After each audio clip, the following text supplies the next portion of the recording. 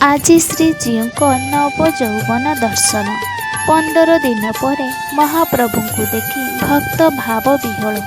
କାହାର ଆଖି ଛଳ ଛଳ, ଆଉ କିଏ ଜଗନ୍ନାଥଙ୍କୁ ପାଖରେ ପାଇ ଛାତି କୁଣ୍ଢି ମଟ। ଦୀର୍ଘ 15 ଦିନର ଅପେକ୍ଷା ପରେ ଭକ୍ତ ଓ ଭଗବାନଙ୍କର ମିଳନ ଘଟିଛି।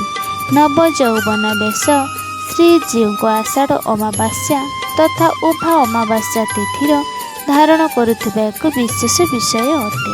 ସ୍ନାନ ପୂର୍ଣ୍ଣିମାର ସ୍ନାନ ପରେ ଠାକୁରମାନେ ଅଣସର ଘର ଯାଇ ରୁହନ୍ତି। 15 ଦିନ ଭକ୍ତମାନେ ତାଙ୍କର ଦର୍ଶନ ଲାଭରୁ ବଞ୍ଚିତ ରୁହନ୍ତି। ଅଣସର ଶେଷରେ ପୁଣି ଯେଉଁଦିନ ଭକ୍ତମାନଙ୍କୁ ଦର୍ଶନ ଦିଅନ୍ତି ତାହାକୁ ନବଯୌବନ ଦର୍ଶନ କୁହାଯାଏ।